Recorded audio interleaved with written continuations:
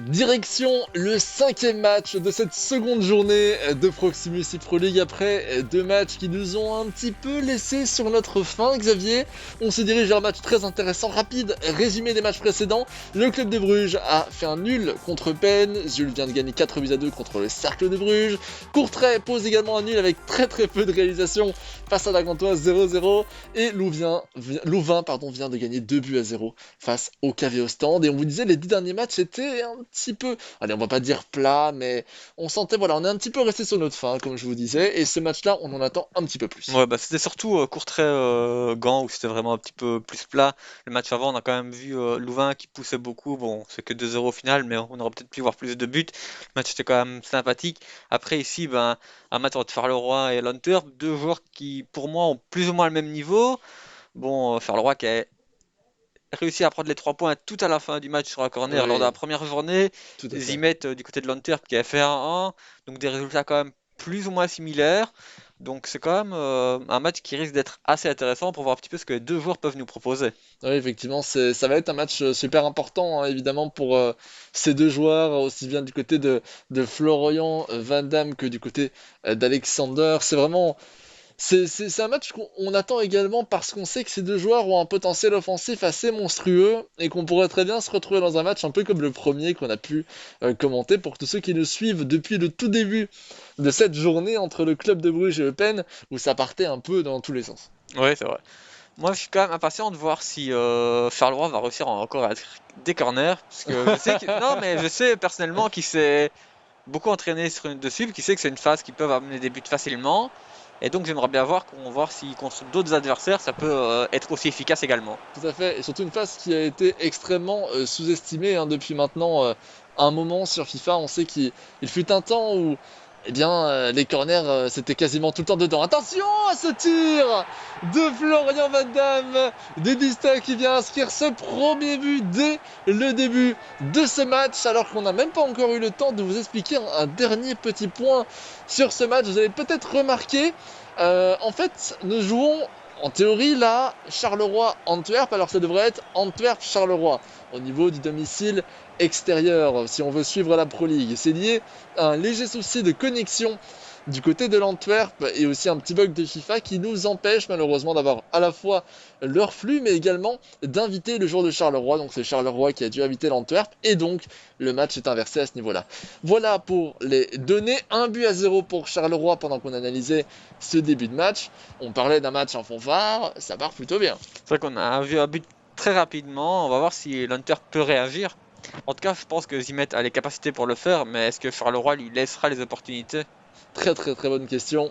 C'est justement Zimet au ballon avec Manuel, Pierkens, Rodriguez pour Depot, Dragback vers l'arrière, passement de jambe, ball roll, on va chercher Rodriguez de nouveau, et on revient tranquillement en arrière, on construit au niveau de la ligne des 25-30 mètres. Attention à cette passe vers Benson Manuel, bien intercepté par l'effectif de Charleroi, qui peut donc se relancer. Évidemment, on ne s'attend pas à avoir un but toutes les 5 minutes à l'image du début de match. Hein. Non, c'est vrai, on aimerait bien, hein, mais Oui, après, c'est quand même dur. Hein.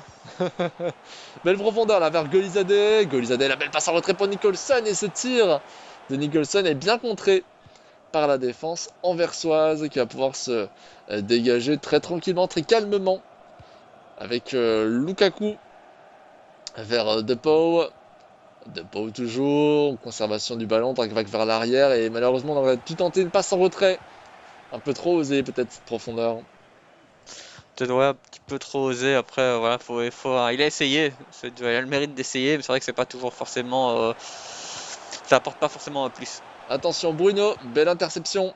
Encore une fois d'Antwerp qui ne laisse tout simplement pour l'instant pas Charleroi passer à travers cette dernière ligne défensive composée des défenseurs latéraux et centraux.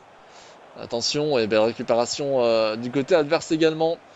Un match qui ressemble un peu à une partie de ping-pong là pour l'instant. On a l'impression qu'à chaque fois, eh bien, il y a un joueur de chaque côté au niveau de la ligne 30 mètres et que ça dégage à chaque fois. Attention à cette action avec cette profondeur, très bien réalisé.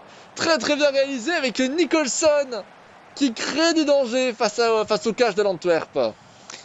Après, Attention, quand on va même, je dire, oui. pense que c'est quand même une grosse occasion ratée, je pense. Ouais, Toute l'action est très bien réalisée, comme tu l'as dit, mais la partie finition, c'est ça quand devait même rentrer. délicat à ce niveau-là. Ça devait largement rentrer, hein. On était seul face au gardien, la profondeur était parfaite. Malheureusement, manque de justesse, hein, dans cette frappe. C'est dommage. Djandi pour Golizadeh. On va déborder sur cette aile gauche là maintenant. Revenir en retrait finalement avec Djandi de nouveau. Nkuba, Djandi. Un peu d'espace dans l'axe là avec cette profondeur vers Nicholson. Et non, ça va être récupéré par finalement Antwerp avec Gerkens, Rodriguez. Voilà, on a repris un peu la même physionomie qu'avant la profondeur. Ça, on voit quand même deux joueurs. Bon, là, l'Antwerp garde un peu le ballon, mais de manière générale, qui se projettent très vite vers l'avant pour essayer de se créer une occasion. Tandis qu'on voyait par exemple d'autres matchs. Je prends l'exemple de Courtrai-Gand où il y avait de très très longues possessions, peut-être un peu plus stériles. Ici, il Bien y a quand sûr. même. Bon, c'est quand même que 1-0, mais il y a quand même des occasions. Chaque fois, c'est une occasion d'un côté et puis une occasion de l'autre. Tout C'est à quand même fait. plus animé. De Pau. De Pau pour Gerkens. Manuel maintenant. Double contact. On revient en retrait avec Haroun vers Manuel. Bel arrêt de Desoleil qui dégage, mais un peu mal. Heureusement, ça revient dans les pieds de Charleroi, qui se relance maintenant sur l'aile gauche. Et là, il y a peut-être une petite opportunité là. La course qui a été lancée du côté Carolo. Avec Diandi, profondeur pour Golizadeh. La talonnade, elle est parfaite, très bien réalisée là vers Nicholson. Et non, cette fois-ci c'est intercepté par Antwerp. On sent quand même qu'il y a pas mal d'idées, hein, à chaque fois derrière chaque offensive, hein, Et on Xavier. voit que les deux joueurs veulent aller vers l'avant, veulent marquer et ils essayent pas vraiment de trouver la passe, la bonne passe, la dernière passe pour être sûr de ne pas rater. C'est vraiment, j'ai une demi-occasion, il faut que je tente ma chance. Exactement. Peut-être qu'on aura encore une occasion franche ici maintenant. Avec cette belle passe en retrait de Mamadou Fall vers Nicholson. Attention, Nicholson qui se retourne. On va chercher Bruno. Bruno encore. Fall. Fall, la petite feinte. Oh, elle est pas mal tentée, cette profondeur, mais bien défendue par l'Antwerp, encore une fois.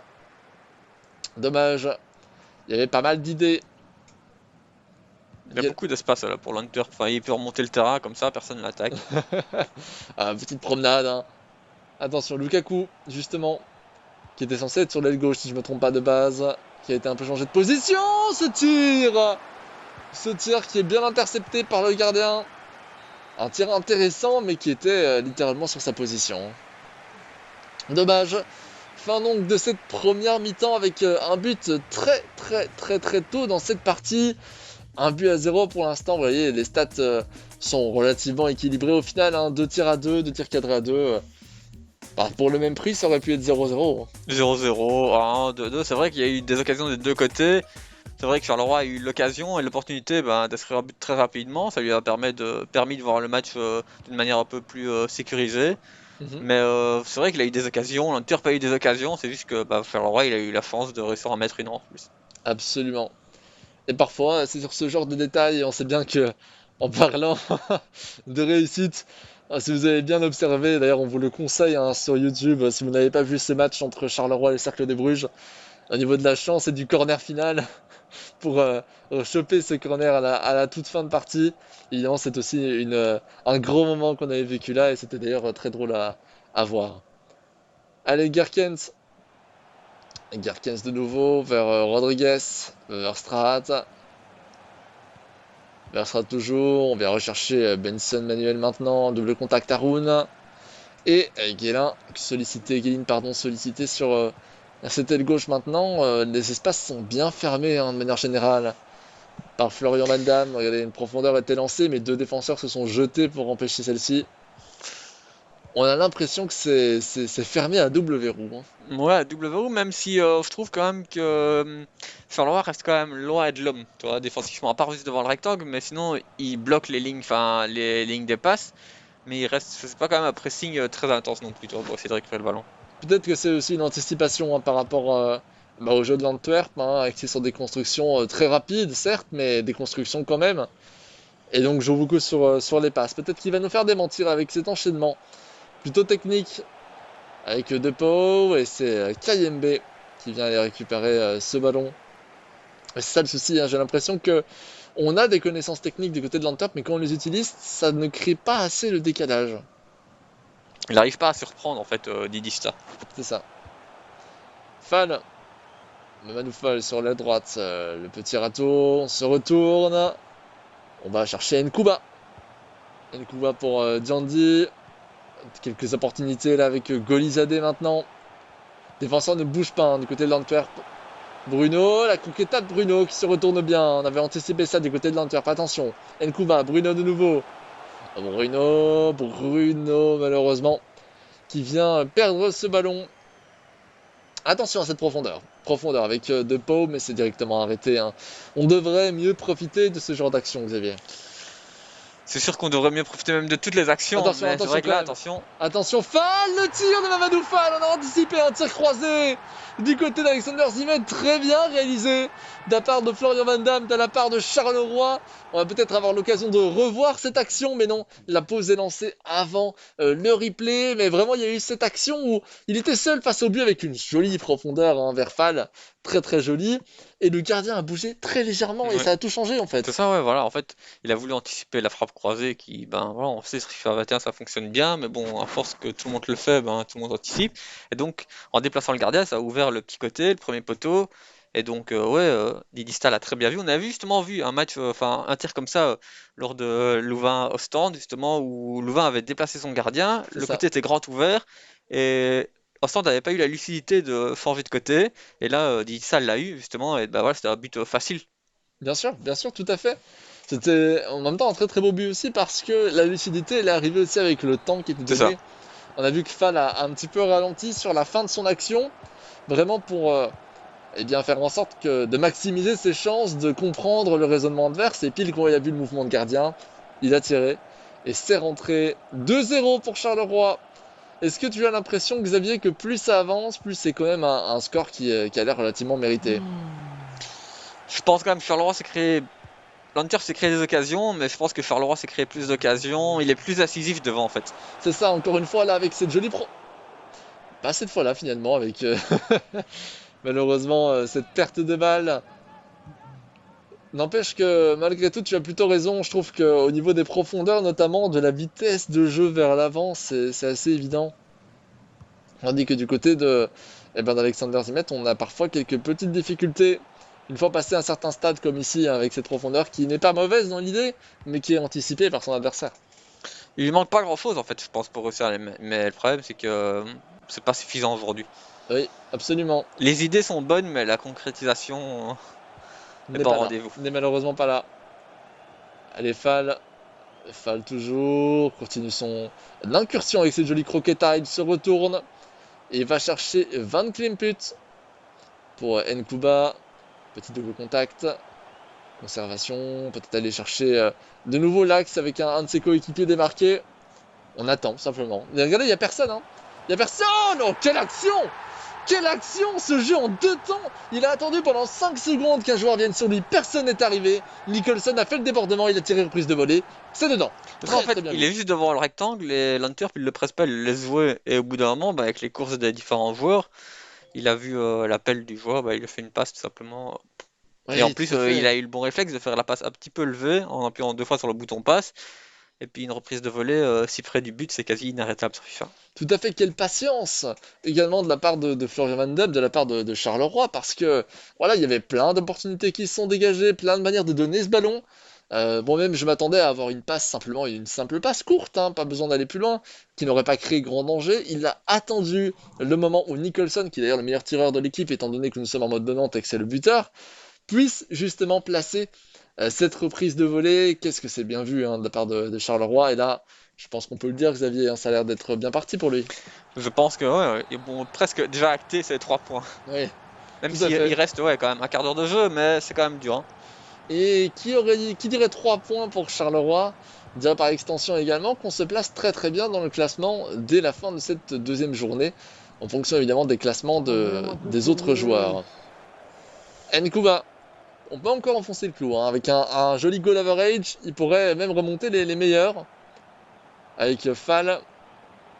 Fall toujours, on change de pied là maintenant. Ah non, c'est bien récupéré par Harry Kerkens, encore une fois, qui fait un joli travail, mais peu importe les travaux défensifs de l'Antwerp, on a l'impression que ça ne suffit pas. Non, Charleroi mérite sa victoire pour le moment quand même. Largement. En tout cas, surtout dans cette seconde mi-temps. Nkuba pour Diandi.